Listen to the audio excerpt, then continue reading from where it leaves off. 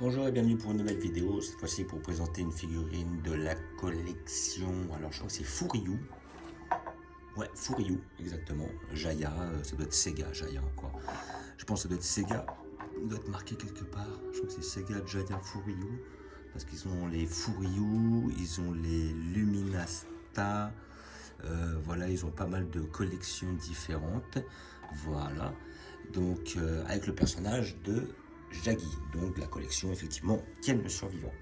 Alors c'est des collections où le personnage il est assis comme ça, c'est bien de le mettre sur un support. Et voilà, ils nous sortent le quatrième frère du haut couteau. Parce qu'effectivement, ils nous avaient sorti dans un premier temps la Ken, si je dis pas de bêtises. Après, ils nous ont sorti la Raoul. Après, ils nous ont sorti la Toki. Et puis, il manquait plus que le dernier frère, Jaggy. Même si c'est loin d'être le plus important. Voilà, Jaggy, c'était intéressant de l'avoir parce que c'est quand même le quatrième frère du haut couteau. Alors maintenant, voyons voir, peut-être par la suite, ils nous sortiront les 6 mètres du Nanto. Ça, je ne sais pas, tu vois. Mais par contre, déjà, on a les 4 frères du haut couteau. Tout en sachant qu'il y a peu de temps, Abyss Time nous avait sorti une figurine de Ken le survivant qui était très intéressante. Voilà. Donc, figurine que j'ai payée, voilà, 30 euros. Bon, je pense que c'est les tarots. Vous pouvez peut-être la toucher à moins cher.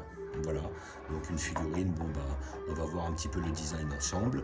Alors après, ouais, j'aurais peut-être aimé le voir avec son fusil, parce qu'il a, à moins qu'il l'ait dans le dos, on regardera.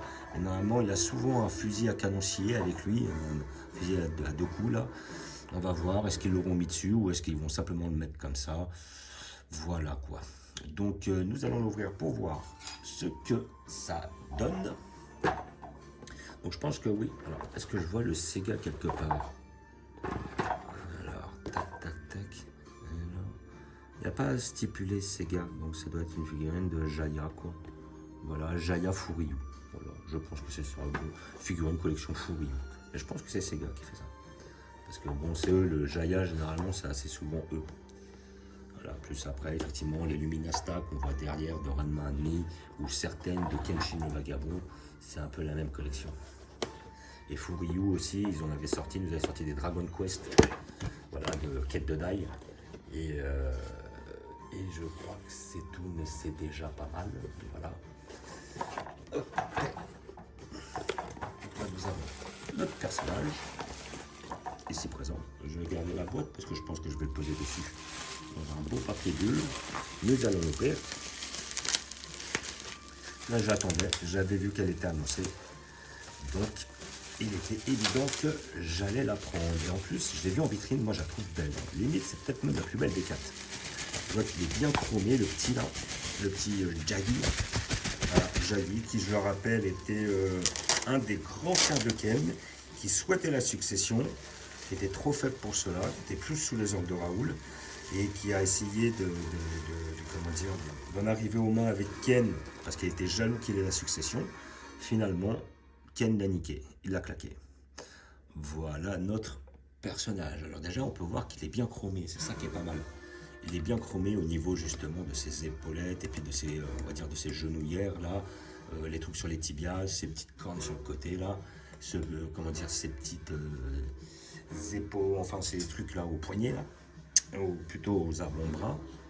Alors, bon, on va le regarder d'un peu plus près. Donc il y a pas mal de pics sur la figurine, comme on peut voir ici. Il pique, évitez le prendre à pleine main là, parce que ça fait mal. Donc là, alors après là où je suis étonné, le corps est très bien fait. Par contre, j'ai pas l'impression de voir des cicatrices. Je vais regarder de plus près. Si, il a l'air d'avoir quelques cicatrices là. Visiblement, ils ont fait une cicatrice là, une cicatrice là. Parce que je rappelle qu'en fin de compte, il se fait faire des cicatrices comme son frère Ken, de façon après par la suite commettre des méfaits et venir l'accuser de ces méfaits en cherchant à casser sa réputation. Mais sinon, la figurine en elle-même, elle est très bien faite. Hein. Il y a un petit côté mat, elle n'est pas trop plastifiée, sauf un peu chromée par rapport aux épaulettes, tout ça. Enfin, par rapport à tout ce qui est armure. Après, à côté de ça, le petit chrome au niveau de la ceinture. Les muscles sont très bien faits.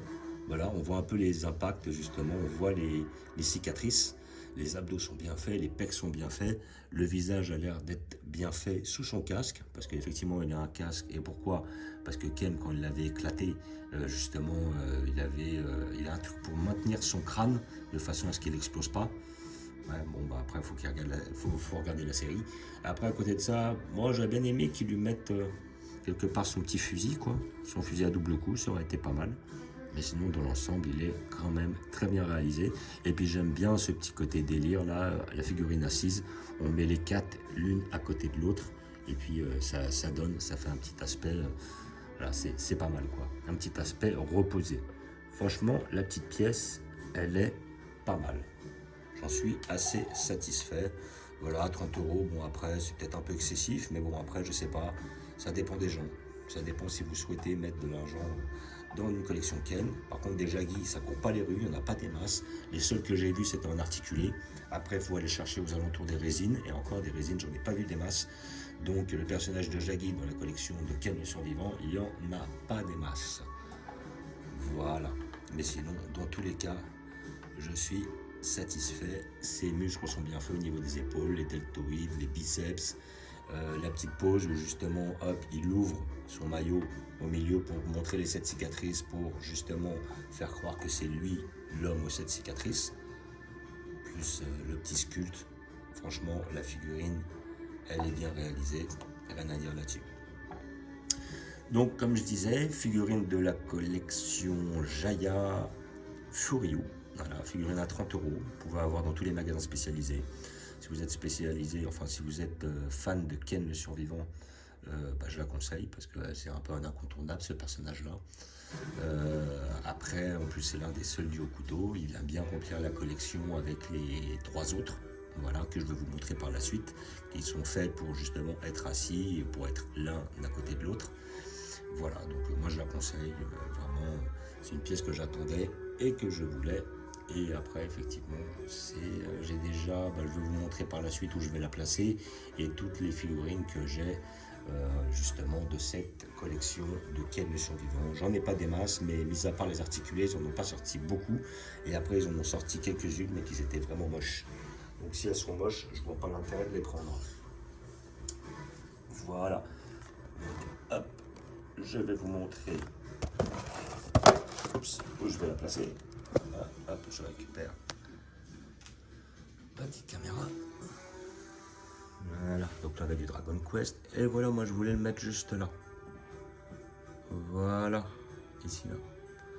Juste devant le Toki. Alors, je verrai le Toki, peut-être que je ferai un arrangement ou un agencement pour essayer de les bouger. Donc là, effectivement, on a déjà nos 3 frères du haut couteau.